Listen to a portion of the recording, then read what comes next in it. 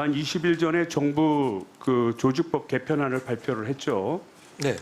그래서 보훈부 재외동포청을 신설을 하고 그다음에 여가부를 폐지하는 그래서 보건복지부에 소속되게 만들고요. 그다음에 고용부부는 고용부에다가 네, 편성하는 그렇습니다. 이런 형식으로 두었습니다. 네. 그래서 보건복지부로 가게 되면 아무래도 보건복지부라는 부서의 특성이 약자인 여성을 보호하는 아니 왜 안 나와 PT가 그 특성 자체가 약자를 보호하는 그런 입장에 있다 보니까 약자적인 여성을 보호의 대상으로 삼을 수밖에 없습니다. 그러나 여성 정책의 중요한 초점은 동등한 시민으로서의 대상을 만드는 겁니다. 동등한 시민이 대상이 됐을 때 공정한 기회를 통해서 사회적으로나 경제적으로나 문화적으로나 우수한 여성 인력들이 더 많은 진출을 하게 되고요. 이를 통해서 우리나라 경쟁력을 높일 수 있는 거 아니겠습니까?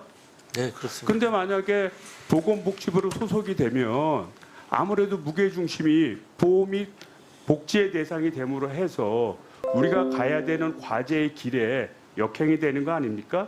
어떻게 생각하십니까? 그거는 짧게. 꼭 그런 것 같지는 않습니다, 의원님. 꼭 그런 것 같진 네, 않아요? 네, 됐습니다. 네. 다음.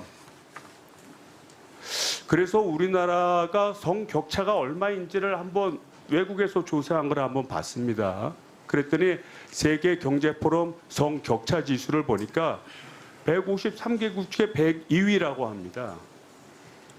여성 혐오 등 여성에 대한 폭력 문제 심각성이 사회적 이슈로 부각되고 있다니까 우리나라 같은 경우에는 아직도 격차 문제가 심하기 때문에 이 격차 문제로 인해서 사회적으로나 경제적으로나 문화적으로나 동등한 기회 균등을 갖지 못하고 이래서 국가 경쟁력을 가지는데 어려움이 있다고 합니다.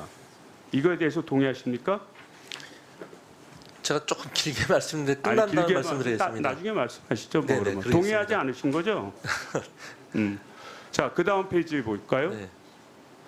그래서 그 이제 맥킨지 같은 데서 따져 보니까 여성과 남성이 같은 수준으로 참여를 한다면 우리가 경제적으로만 따지면 약 9%의 GDP 상승 효과가 있다. 또 그 수석 부총재 IMF 수석 부총재도 유사한 얘기를 했고요. 그 다음에 OECD 국가 중에서 한국이 이 성격차 해소를 통해서 성장 경제력을 높일 수 있는 나라라고 평가합니다. 이거 동의하십니까? 네. 이건 동의하시고요. 그 다음 페이지. 또 하나 이 실제 선진국의 사례를 보니까 성평등이 사회 전반에 보편적으로 확산되고 가족 내에서 성평등한 관계가 확보될 때 출산율이 증가한다는 겁니다. 이 점에 대해서는 동의하십니까? 네, 그럴 것 같습니다. 예. 그래서 기본적으로 이 성평등이라는 문제는 단순히 사회적 약자인 여성을 보호하는 측면이 아니라 이 격차 해소를 통해서 여성 개인들에게는 인간적 존엄성을 갖고 살 수 있는 기회를 만들어주지만 국가적으로는 엄청난 혜택을 가져올 수 있는 거죠. 동의하십니까? 네. 네. 그 다음 페이지. 그래서 외국 같은 사례들도 성평등 정책 전담 기구가 설립되는 것을 원칙으로 합니다. 약 194개국이 분화청으로 두고 있고요. 100개국에 가까운 나라들이 부로 두고 있어요. 그러니까 그 얘기는 뭐냐면 이 문제를 심화시키고 이 성격차 해소를 위해서 노력하는 그런 나라가 결국은 선진국이 되더라는 거예요. 우리가 지금의 정부 개편안 이런 논리를 보면 역행하는 거 아닙니까? 한꺼번에 말씀드리겠습니다. 예.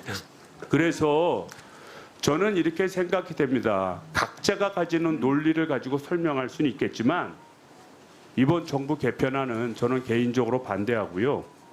그리고 이 성격차 해소를 위해서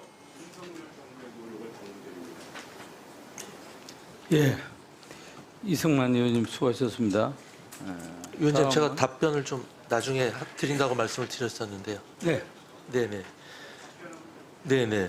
일단 그 성격차 지수는 그 의원님 말씀 결국 이제 여가부를 독립부처로 둘 것이냐 아니면은 보건복지부하고 이제 합치는 것이 바람직한 형태에 대해서 이제 견해를 달리하시는 것 같은데요. 일단 성격차 지수로만 말씀을 드리면 우리 정부에서 역대 정부에서 여가부가 독립적으로 있을 때 성격차 지수가 크게 변동이 없었던 것으로 알고 있습니다. 그리고 이거를 의원님 잘 아시다시피 여가부에 있는 그 기능과 조직을 없애거나 감소하는 것이 아니라 그대로 보건복지부로 가져오는데요. 저희가 그러한 안을 생각한 거는 다른 게 아니고요.